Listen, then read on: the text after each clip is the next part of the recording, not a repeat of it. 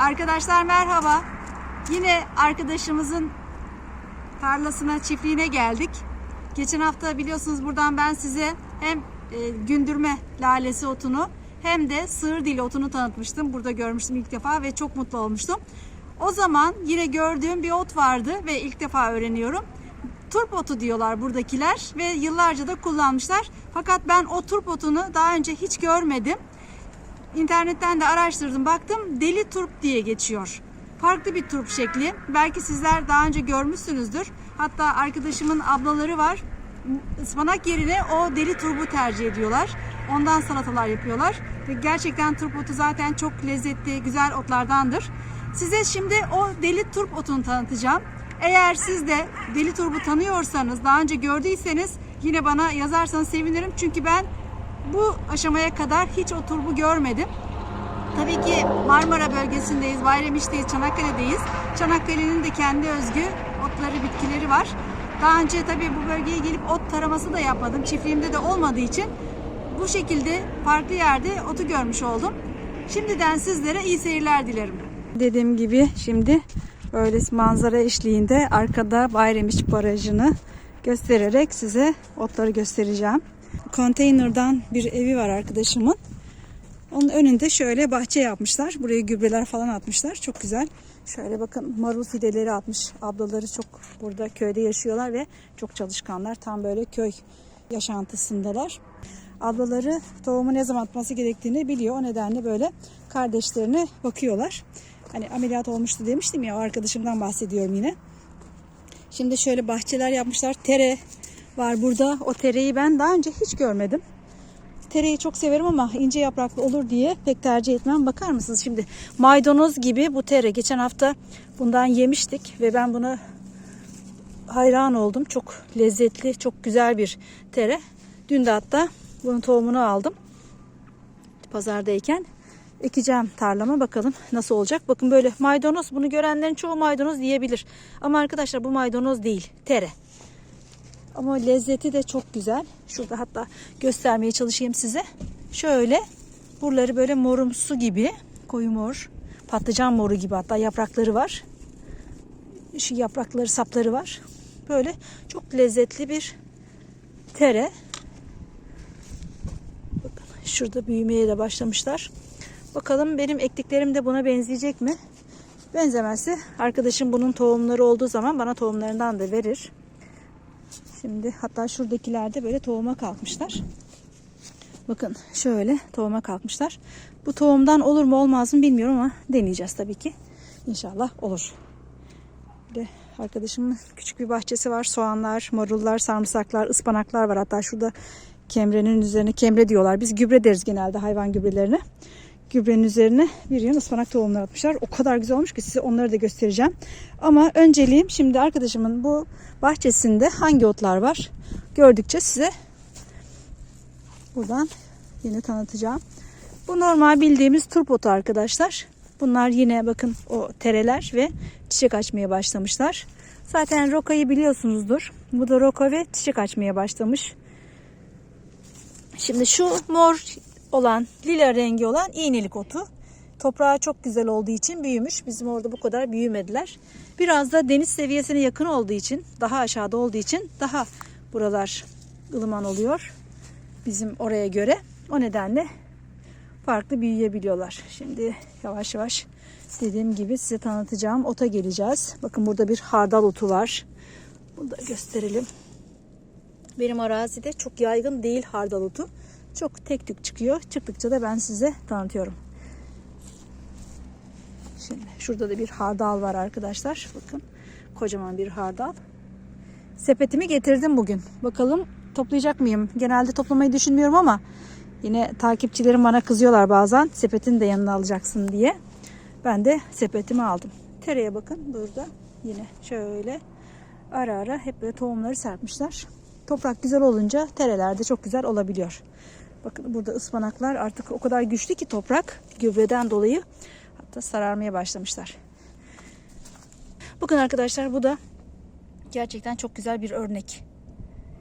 Bakın iğnelik otu, leylek gagası, dön baba, böyle koca karı iğnesi gibi, turna gagası gibi pek çok isim veriliyor. Mor çiçekli güzel bir ot. Yenen otlarımızdan bir tanesi. Burada da yani bu kadar büyümüşler arkadaşlar. Sanki bahar bitmek üzere. Bakın çoban çantası. Çoban çantası büyümüş. Çiçekler artık açmış. Bu çiçeklerden tohumlar üremeye başlamış. Çobanın çantası şeklinde tohumlar. Yapraklarına bakın. Aynı roka gibi, tere gibi. Bunlar dedim arkadaşıma toplayıp dedim. Çok güzel tere roka gibi yiyebilirsiniz. Onları da ektiği için çok arkadaşımın tercih edeceğini zannetmiyorum. Bu otu bilmiyormuş. Ama ben bunu çok tercih ederim. Çok güzel bir ottur. Şimdi şurada çıtlık otlarını görüyorum. Onları da gösterdim. Çok lezzetlidir dedim ama bunu da tanımıyor arkadaşım. Şimdi şöyle şurada da çıtlıkları göstereyim. Bakın böyle mor olarak yaprakları şekillenmeye başlamış. Tabi bunlar da arkadaşlar gördüğünüz gibi sirken otları. Yani burası erkenden baharı yaşamış bir ot. Evet, şimdi şurada gördüm. Bakın arkadaşlar, bu deli turp otunu. Şöyle bir turp otu, yaprakları daha farklı. Bakın şöyle bir yaprağı var. Şimdi koparacağım, ben size onu göstereceğim tekrar. Ama şu birkaç tane deli turbu göstermek isterim. Ondan sonra inceleriz. Vallahi burada çok otlar var maşallah. Bakar mısınız? Şurada da ebe gümeci, ebem gümeci, gömeç otu gibi otlar var. Vallahi hayranlıkla böyle bakıyorum. Şu da bakın arada kalmış. Bu da deli turp. Bir ot daha öğrenmiş oldum geçen haftadan beri. Heyecanım had safhada. Bunu da zaten biliyorsunuz gelincik kocaman olmuş. Hakikaten çok güzel buradaki otlar. Bizim otlar daha büyüyecekler de ben de size güzel güzel çekimler yapacağım. Şimdi şuraya böyle bir oturayım, göstereyim size. Bakın arkadaşlar. Şimdi bu ot deli turp. Birazcık böyle turba benzetiyorum ama böyle küçük halini gördüm. Birkaç halini gördüm. Şu yapraklarının girintileri bile farklı. Böyle hindiba türlerine çok benzettim aslında. Ama turp otu diye burada bu otu tüketiyorlarmış. Salatalarını yapıyorlarmış. Nasıl İzmir'de turp otu böyle çok kullanılır, çok sevilir. Burada da aynı şekilde deli turbun da salatasını çok tüketiyorlarmış, kullanıyorlarmış. Evet. Deli turp otu. Hemen yakınında başka bir deli turbu görüyoruz. Otlara da böyle deli demek hoş değil ama sanırım hani tam turp otu değil anlamında bu isim verilmiştir diye düşünüyorum. Yine internette deli turp diye geçiyor. Sizde ismi nasıl geçiyor? Onu da bana söylerseniz, yazarsanız memnun olurum. Bakın mesela şu yaprağına dikkat edin. Ne kadar farklı bir yaprağı var. Hatta şöyle bir yaprak koparayım. Bunu da taçlandırayım arkadaşlar. Otlar her zaman taçlanmayı hak ederler. Şimdi şöyle gökyüzüne doğru tutacağım. Bu ot deli turp. Ne kadar çok hindibanın yapraklarına benziyor değil mi? Aslan dişi de diyorduk biz hindiba otuna, kara hindibaya. Ve o yapıya çok benziyor. Ama turp otu farklı bir turpgiller familyasından bir ot. Bu kadar benzemesi de beni şaşırttı aslında. Bakın hemen şöyle arka taraftan. Görüntüsü de bu şekilde, damarları olan bir ot.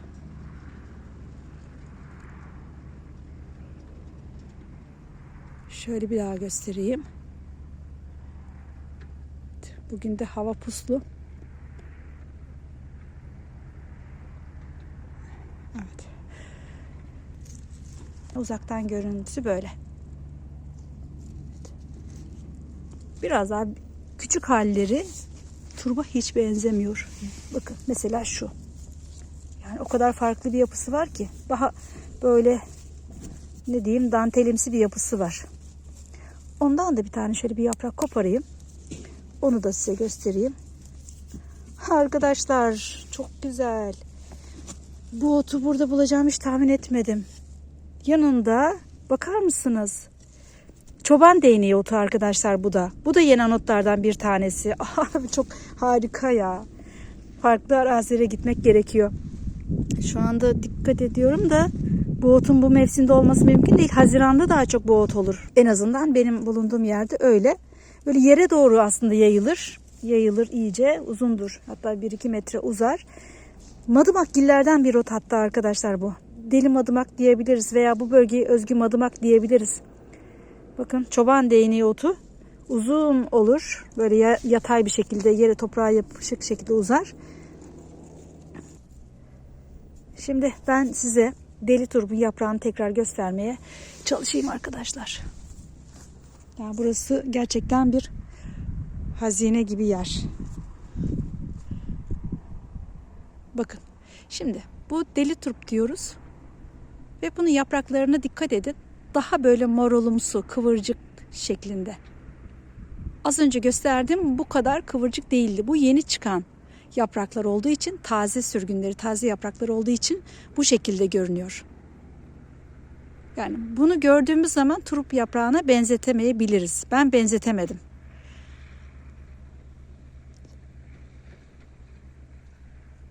Bakın çok güzeldi görüntüsü. Evet.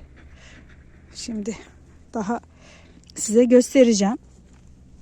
Şimdi bunun yaprağını bırakayım. Şurada yine başka bir deli turp gördük. Böyle güzel bir örnek de bulduğum zaman bıçağımı alıp size tekrar göstereceğim. Evet bakın burada da arkadaşlar kocaman olmuş iğnelik otu. Kocaman. Çok güzel olmuş. Otlar da böyle büyümüş. Yani bu Ocak ayı bitti artık. Şubat'a girdik. 2 gün oldu. Hatta hemen şöyle arkadaşımın şu kemre dedikleri gübre yığınında ektiği ıspanaklar var burada. Ispanaklar bakın ne kadar çok böyle güzel olmuşlar. Coşmuşlar. Çok keyifliler. Bunlar da arkadaşlar alabaş turp diye ekmiş arkadaşım. Ama henüz daha turp bağlamamışlar. Bakalım bunlar nasıl olacak çok merak ettim. Bu turp yukarıda bu şekilde tepede toprak üstünde böyle yumru oluşturuyormuş. İlginç geldi bana. Daha önce hiç böyle bir bilgim olmadı. Zaten biliyorsunuz yurt dışından gelen bir bitki bu. Bizim ülkemizde daha önce yoktu. Bakın böyle bunların hepsi tabii seyreltilmesi lazım. Bunlar çok sık şu anda. Ben bunları brokoli zannetmiştim ama değilmiş. Bakın şu da mesela yoğurt otu arkadaşlar. Yapışkan otu. Ne kadar keyifli olmuş değil mi? Beyaz çiçek açar. Bununla yoğurt da mayalanır. Yine çayı yapılıp içilir. Şifalı otlarımızdan bir tanesi. Şurada yine gördüğüm otlardan bir tanesi de ballı baba otu arkadaşlar. Henüz daha çiçek açmamış ama gayet güzel görünüyor. İştahlı, keyifli. Epey de burada otlar vardı. Geçen hafta çapalamışlar bunların arasını. Bakın bu da küçücük minicik bir kuş otu. Şu ıspanağın büyüklüğüne bakar mısınız? Böyle kocaman yaprakları olmuş ıspanağın. Evet. Bu arada arkadaşım buraları da sarımsaklar ekmiş. Ablaların ellerine sağlık. Öyle diyelim. Şimdi tekrar geri geldim ve size minik halini göstereceğim deli turp otunun. Şurada bakın. Hiç benziyor mu? Yani normal turp otuna hiç benzemiyor bu şekliyle. Hani bir tere türü dense inanacağım. Ama turp otu diye karşıma çıktı geçen hafta. O şekilde ablası da söyledi. Evet dedi o turp otudur. Böyle çok mutlu oldum. Şu mesela benziyor kısmen. Bakın böyle turp otunun küçük hali diyebiliriz. Hatta bülbül otu var turpgillerden. Yine kanalımda onunla da ilgili bir video var. Onun böyle küçük haline benziyor. Daha zarif, daha narin. Şurada da bir tane var. Evet bunlar hep böyle deli turp otu. Şuralarda da küçükleri var. Tabii tohumu yayılınca bir bitkinin mutlaka gelecek yıllarda da çıkacaktır aynaları. Evet bakın şurada da var. Bakın deli turp otu. Şimdi tekrar şöyle, hatta buraya havuç ekmişler. Ben yavaşça çıkayım. Bakın burada şimdi bir tane daha deli turp var. Şöyle.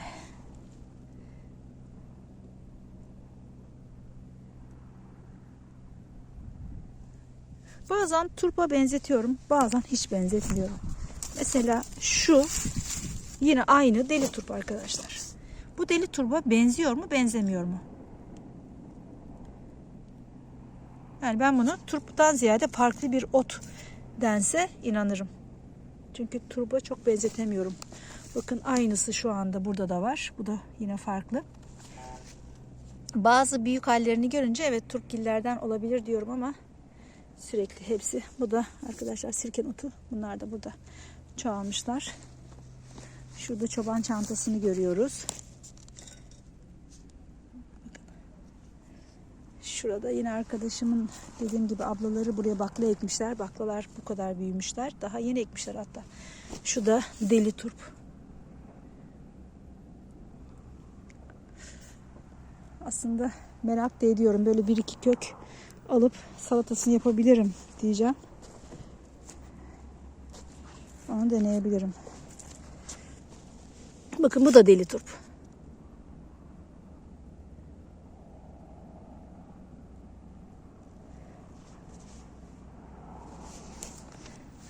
Şimdi yine aynı tarafa doğru gideyim. Bu terelerin olduğu tarafa.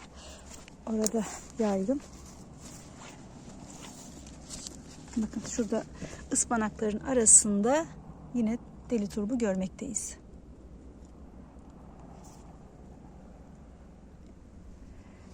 Şurada da var. Bakın burada 2 tane çıkmış hatta. 2 tane çıkan turp otu. Mesela şu örnek arkadaşlar. Ne kadar böyle kıvırcık morullu gibi duruyor.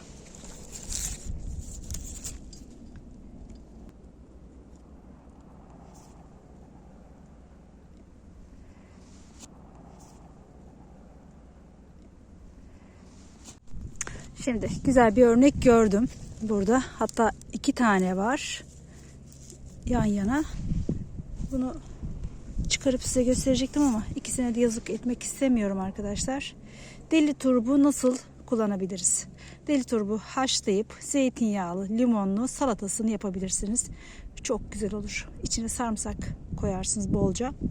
Harika bir salata olur. Evet. Bunu buradan kesmeyeyim. Geçen hafta daha fazlaydı sanırım. Böyle kullanılmış, kesilmiş yerler var. Toplanmış yani otlar. Şimdi bu bölge daha güçlü olduğu için her yerde göremedim. Ama bu bölge bana yetiyor çekim yapmak için.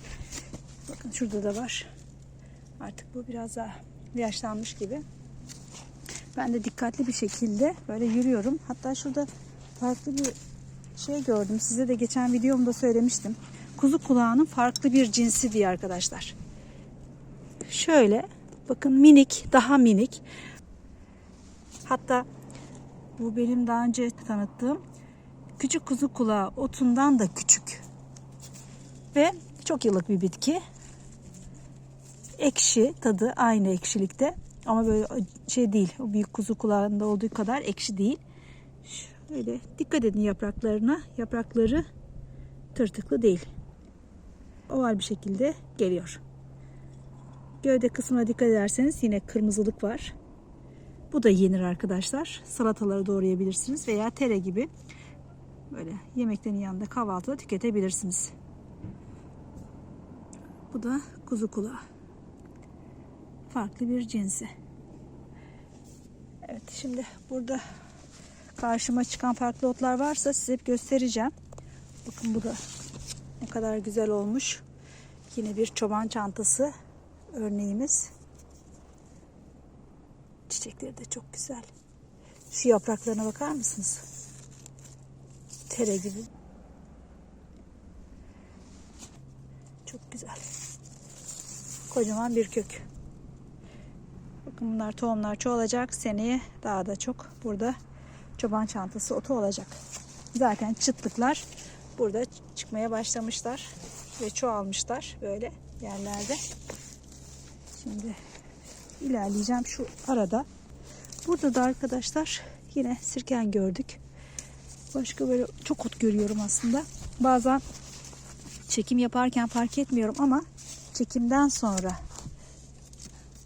yanındaki otları görüyorum. Bu da hardal otu arkadaşlar. Bakın yapraklarına. Şöyle. Parlak olur hardal otunun yaprakları. Bakın parlak. Ve daha büyüktür yaprakları. Şu filizleri de toplayıp böyle zeytinyağlı limonlu salatasını yapabilirsiniz. Şu dibindeki de yine çoban çantası otu. Ben şurada hemen gördüm. Hatta bunu kökünden çıkarayım. Ben kök yapısıyla göstereyim size. Gelirse. Bu deli turbu alacağım size göstermek için. Burada kuytuda kalmış, böyle köşede kalmış. Epey kazık köklü. Bakın. Şöyle göstereyim hatta. Şöyle bir ot. Şu gösterdiğim deli turbun yaprakları, yapraklarından sonra kazık kök olan dip kısmı. Bu otu arkadaşlar yakından yukarıya tutuyorum ve size tanıtmaya çalışıyorum. Yapraklarının arasının ne kadar böyle farklı olduğunu, dantelimsi bir örnek olduğunu bu şekilde daha iyi anlayabiliriz. Bana bazı takipçilerim diyor ki, niye bu kadar bir otu abartıyorsunuz, böyle gökleri tutuyorsunuz, yani hemen 2 dakikada anlatın geçin. Olmuyor işte öyle arkadaşlar. Benim gibi ot sevdalısı, ot delisi olanlar bence bu şekilde detaylı göstermemi seviyorlar. Nitekim yorumlarda yaptığım işin hakkını verdiğimi söyleyenler çok teşekkür ederim o takipçilerime. Seviyorum, yani sevdiğim için de bu tarz videolar, içerikler sizinle paylaşıyorum arkadaşlar.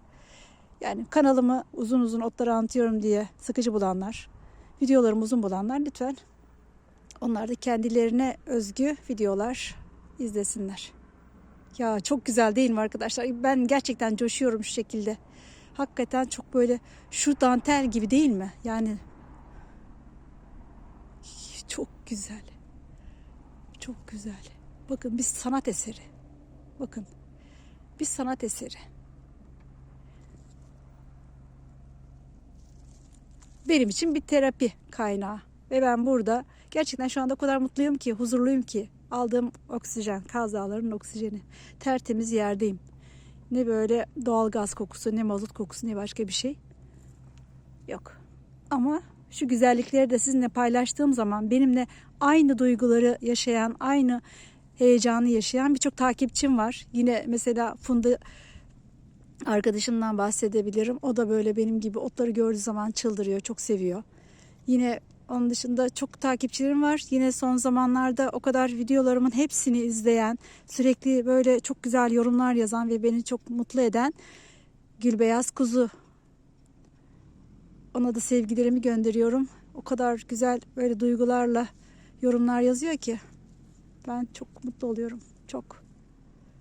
Ve takipçilerimle artık telefonlaşmaya başladım, görüşmeye başladım. Benimle tanışmak isteyen, görüşmek isteyenler var. Bayağı aslında aynı kardeş gibi oluyoruz. Yani telefonla görüştüğümüz zaman o sohbetlerimiz, detaylı olarak konuşmalarımız bir kardeşten de öte oluyor.